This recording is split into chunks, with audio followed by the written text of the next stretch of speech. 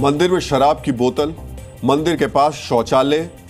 ये तस्वीरें देखकर आज हर आस्तिक का मन आक्रोशित होगा। ये पाप उन लोगों ने किया है जिन्हें अच्छी तरह मालूम है कि पूजा के लिए पवित्रता कितनी जरूरी है।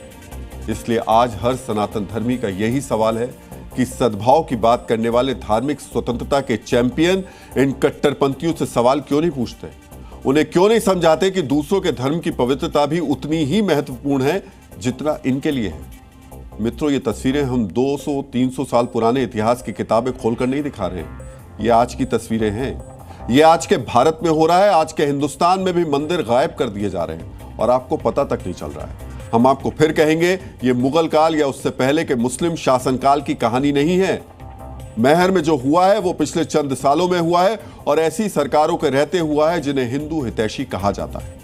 मित्रों, वो सोच कितनी विशैली है जो अपने उपासना स्थल को तो साफ सुथरा रखती है, लेकिन दूसरे धर्मों के आस्था स्थलों को गंदगी का अंबार बना देती है। इस विशैली सोच की साजिश यही थी कि गंदगी से परेशान हिंदू अपने धर्मस्थलों से मुंह मोड़ ले और फिर ये औरंगजेब वाली सोच मंदिरों का स्वरूप बदल दे, उनका नाम और निशान मिटा दे। यानी ये देवालय में शौचालय वाली साजिश थी जिसे आज जी न्यूज बेनकाब कर रहा है। बेशक औरंगजेब को इतिहास में दफन हुए 300 साल से ज्यादा का समय हो चुका है, लेकिन उसकी हिंदू विरोधी सोच आज भी महर के धार्मिक उन्मादियों की सोच में जिंदा है। मित्रों, इतिहासकार सतीश चंद्र और आर्कियोलॉजिकल रिसर्च बताती है कि औरंगजेब ने सैकड़ों मंदिरों को ध्वस्त कराया, हालांकि मंदिरों की संख्या पर सहमति नहीं है। ठीक वैसे ही महर में कट्टरपंथियों ने हिंदू मंदिरों को ध्वस्त कर दिया। अमेरिकी इतिहासकार ऑड्री टुश्के ने कहा है कि औरंगजेब ने सैकड़ों मंदिरों को तोड़ा। महर के कट्टरपंथियों ने भी ठीक वैसा ही किया। इतिहास में दर्ज है कि औरंगजेब ने वाराणसी के काशी विश्वनाथ मंदिर, मथुरा के केशव राय मंदिर, मध्य प्रदेश के सांची और उज्जैन के शिव मंदिरों का स्वरूप बदल दिया, उन्हें मंदिर से मस्जिद बना दिया। महर में कट्टरपंथी भी मंदिरों का स्वरूप बदलने की यही साजिश रच रहे थे। कट्टरपंथियों को मालूम था कि वो ताकत से मंदिरों का स्वरूप नहीं बदल सकेंगे, इसलिए उन्होंने ये शातिराना साजिश रची। उन्होंने पहले अपनी बस्ती बनाई, फिर देव प्रतिमाओं को खंडित किया, फिर मंदिरों पर धीरे धीरे कब्जा करने की साजिश शुरू हुई। मित्रों, ये तस्वीर देखिए। दीवार बनाकर मंदिर को घर का हिस्सा बना लिया गया। आज हम आपको ये तस्वीर दिखा रहे हैं। अगर अभी एक्शन नहीं हुआ, प्रशासन नहीं जागा, तो पता नहीं अगले कुछ सालों में यह मंदिर अपने असली स्वरूप में रहेगा भी कि नहीं। प्रशासन की चुप्पी, सिस्टम की अनदेखी ने ऐसा इकोसिस्टम बना दिया है जो मंदिरों की पवित्रता पर चोट पहुंचा रहा है। मंदिरों से मूर्तियां गायब कर दी गई, चोरी करके या कि कहीं भी अपना घर बनाने के लिए, अवैध कब्जा करने के लिए यहाँ से मूर्तियों को फेंक दिया गया। समुदाय विशेष के लोग हैं, इन्होंने फेंका। कट्टरपंथी लोग, जिहादी मानसिकता, जैसे औरंगजेब बाबर वो काम करता था, ऐसे हमारी मूर्तियों को खंडित करने का काम किया जा रहा है। जिहादी मानसिकता के जो लोग हैं ये हमारे धार्मिक केंद्रों को चिन्हित करते हैं, यहाँ पे तोड़ फोड़ करते हैं ताकि उन्माद बढ़े। मंदिर से पूरी मूर्ति हटा देते हैं, अपना अपना शासन जमाते हैं, मतलब कि जैसे मुसलमान भाई। प्रशासन शासन कुछ अनुशासन बस दे रहा है और कुछ नहीं कर रहा है।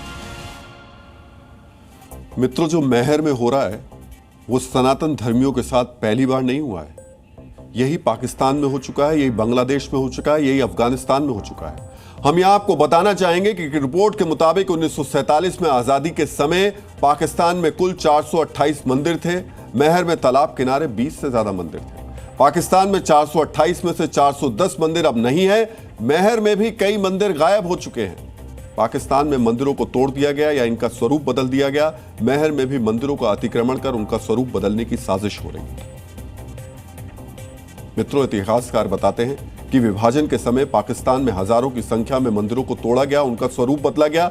आज भारत के महर में भी यही हो रहा है। तो ये वो देश जहां कट्टरपंथी बहुमत में है, जहां हिंसक माहौल है, लेकिन महर तो हिंदुओं की धर्म नगरी है। यहां कानून व्यवस्था का भी सवाल नहीं है, लेकिन यहां भी वही हो रहा है जो इन देशों में देखने को मिलता है। और इसकी वजह है कट्टरपंथी औरंगजेब वाली सोच। ये कट्टरपंथी सोच भूगोल देखकर नहीं, माहौल देखकर पनपती है। कट्टरपंथी सोच को जहां भी अपने अनुसार माहौल मिलता है वो अपना असर दिखाने लगती है। बेशक महर में इस सोच वालों की संख्या गिनती के मामले में अल्पसंख्यक वाली है, लेकिन इस कट्टरपंथी सोच ने बहुसंख्यकों को भयभीत कर दिया है। मित्रों, बात बात पर असहिष्णुता का शब्द उछालने वाले, अल्पसंख्यकों के लिए देश के माहौल को असुरक्षित बताने वाले आज खामोश हैं। महर में सनातनियों के साथ हो रही साजिश को देखने के लिए इनकी दूरदर्शी नजर कमजोर हो गई है। आप जानते हैं कि ऐसा क्यों हो रहा है? ऐसा इसलिए हो रहा है क्योंकि यहां पीड़ित सनातनी हैं। आज हम अपने विश्लेषण से ऐसे लोगों की आंख खोलना चाहते हैं, लेकिन हम बताएंगे तब भी ये सुनेंगे नहीं, समझेंगे नहीं। इसलिए आज सचेत होने की जरूरत है। ऐसे धार्मिक उन्मादियों और औरंगजेब के वैचारिक वंशजों को पहचानने की जरूरत है। जरूरी है कि उनके अपराध को सामने लाया जाए और सनातन की विरासत को बचाया जाए। Zee News.